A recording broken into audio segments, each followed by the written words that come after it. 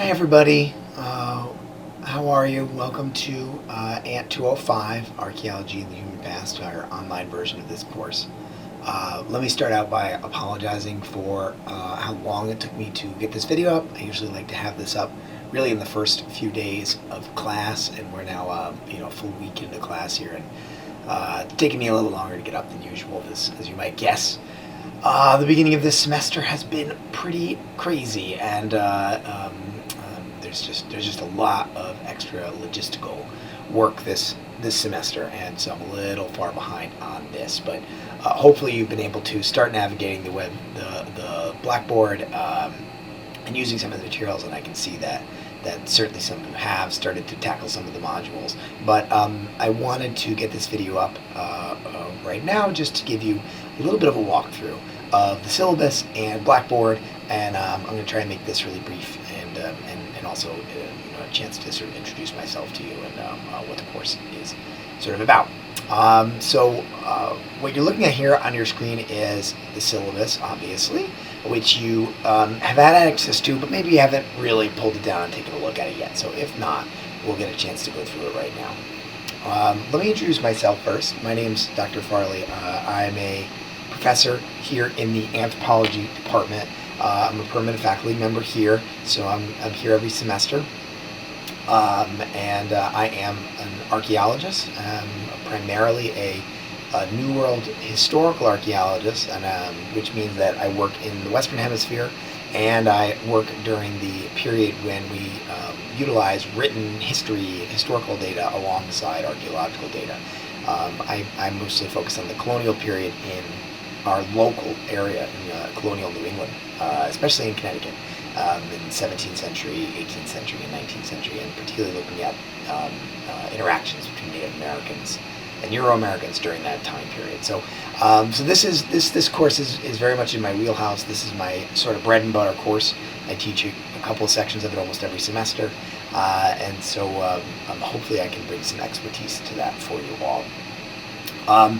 This course there's some course information here, is entirely online, this particular version of the class, which is great during these times like this, that we can do that. This is not new. I've taught the course asynchronously online like this for several years. So that's nice, because that means you're not you're not a test case here like so many of your other classes. People are desperately trying to get things online to make them accessible as fast as possible, and it's a tremendous amount of work to set up one of these courses. So this course, thankfully, is one that I've worked on over a number of years, so it's already ready to go. That's why right at the beginning of the semester we were able to already access most of the course material right away. If you want to get a hold of me directly, have any questions for me, my email address is here, and that's almost always going to be the best way to get a hold of me. If you shoot me an email, I know you are too, we're getting so many emails right now. I mean, like, no joke, I'm probably getting 50 emails a day. Not from students. I mean, some from students, but the mass majority of those are just from the university system. So I've been a little slower on getting back to emails than I like to be, but if you send me an email, I will try and get back to you really, really quickly if I can. That's the best way to get a hold of me. If you want to talk to me a little more deeply about something, I do have office hours, but they're going to be fully digital, which is the school is really encouraging us to do this semester. So I am available 9 to 11 a.m. Tuesday, Wednesday, and Thursday. I'm also available other times. If you email me, these are hours that I know I'm going to be sitting in front of a computer doing stuff and can meet with students. But if those times don't work for you, let me know, and we can set something else up. But if you want to meet with me, the best thing to do is email me. We'll set up a time, preferably during these hours, but if not, that's okay too. And we'll set up some kind of way to get to meet up through Teams or WebEx or something like that. So that's the way to do it. Quick description of the course. This is our intro course for archaeology. Archaeology is one of the 4 subfields of anthropology, along with cultural anthropology, linguistics, and biological anthropology. And so if you were to be an anthropology major in our department, you'd take courses in all 4 of these subfields while focusing and specializing in one of them. So archaeology is one of those. some places in the world and throughout history, archaeology has been its own separate science. But in the United States, for probably about close to the last century, it has been considered about a part of anthropology. There's all kinds of reasons for this that we'll talk about a little bit throughout the semester. In this course, I try and do two things. It's a little bit ambitious, frankly, because this is an intro course, and so there's a lot of material, because I want to try and do two things. The first thing I want to do is give you the basic information that you need to have to understand what archaeology is and how it's done. So what's the method of archaeology, the basic theory of archaeology, the practice of archaeology, just what actually is it, right? So you've got a really informed, not an expertise level or professional level that you would need. We have advanced courses for that, but to give you a working knowledge of what archaeology is and how you can recognize it in the world and be able to engage with it critically and thoughtfully.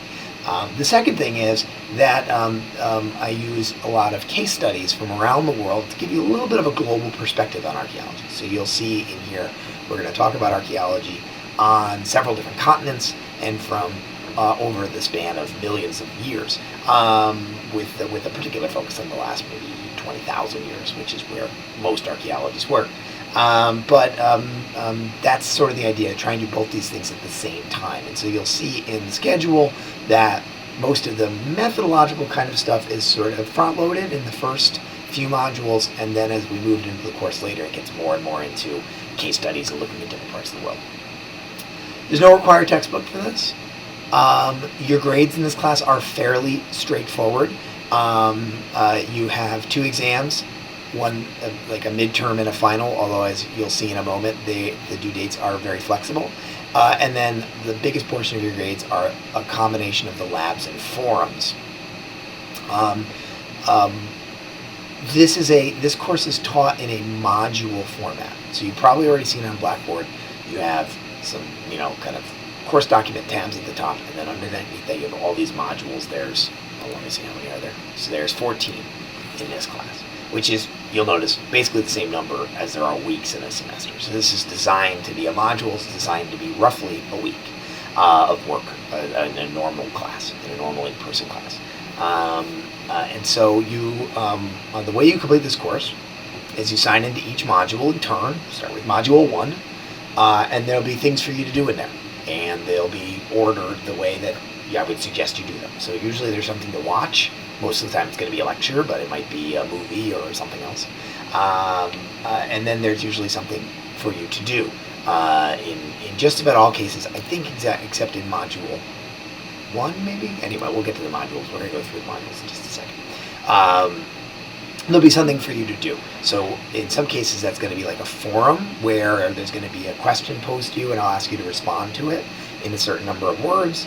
Or there'll be a lab. We have a few labs for you to do. These are tricky in person. We do more than just a couple of these, but online they don't translate so well, so we do the ones that I've translated, the ones over that I can to do online, and those are a little bit more involved, and there'll be instructions that go with them, and I think usually a video that also explains how, where I describe exactly how to complete the lab. And so those two things together, the forums and the labs, the elements of the modules that you're sort of completing, comprise the other 40% of your grade in addition to the 2 exams. Now, this class has no due dates except for this one right here. Everything is due on the 11th of December. That's essentially a week before the end of classes. It's basically the beginning of finals week. I think it's actually the Friday before finals week, if I'm remembering correctly, from when I wrote the schedule. But double check that for your own calendars. That's when everything needs to be in. So on that day, I expect that you should have all your forums done, your labs done, your midterm done, and your final done. Other than that, you can do them at your own pace. So pros and cons. The pro is this gives you maximum flexibility. You can do the course however you want. I'm going to warn you, each module is designed to take 2 or 3 hours, like the amount of time you'd spend in class plus a little bit of homework time kind of thing. So don't try and do them all. Don't start on December 8th. You're going to be really crunched if you try and do that. to do all the modules plus the midterm and final. That would be crazy. Don't do that to yourself. Start earlier than that. But if you want to try and get them all done in the first half of the semester, you can do that. If you have an easier time in the second half of the semester working on it, you can do that. The con is there's some responsibility on your shoulders to pace yourself. So that's a challenge for this class. There's then some sort of boilerplate language in here. The time and place goals. This describes something they've asked us to put in all of our syllabi. It describes how this course sort of fits in to the LEP, because this is a Tier 2 LEP course, probably the reason why the vast majority of you are taking it. So how it connects to what you've already done in Tier 1, you can read about that if you want. Some information about plagiarism and academic misconduct. If you want to read through this, there's no written, there are the forums. I guess you can conduct plagiarism in this class. Finding a way to cheat on the exams would be a form of plagiarism, and you'd be punished for that. I write all my own exams. I don't use exam question databases. That's going to hopefully make it a little harder to find the answers to my exams online. Just take it. They're really not hard. And they're also going to be so you'll see when you take them, they're totally open book. You can take them at your own pace. You can only turn them in once, but you can open and close them and all this. They're designed for you to get a good grade on them, and they're also designed to help you actually learn the material. So there's no point in cheating on them. It's silly. You'll spend more time trying to Google all the answers on whatever web page than if you just do them. So that's my sort of suggestion. Classroom etiquette, not as important. I suppose there could be some civility issues in the forums. Don't be mean to each other. A little bit of information about for accommodations for students with disabilities. I'm missing one or two statements in here. I might go back and fix this to add those. But that's all boilerplate. You've seen that everywhere. And then this last little bit here, you'll notice, is the course schedule. It just describes the modules to you. So this just really reflects what's on Blackboard. One thing I'll note here is that the midterm and final are listed in here. You can take them whenever, but they are listed where I would suggest you take them. So the midterm is focused on the first 7 modules, and the final is on the second 7 modules 8 through 14. So that would be the time to take the midterm and the final. You can take them both at the end, I guess, if you want, but my suggestion would be finish the first 7 modules, do the midterm, then finish the rest of the modules, and then do the final. And that's where you'll be best prepared.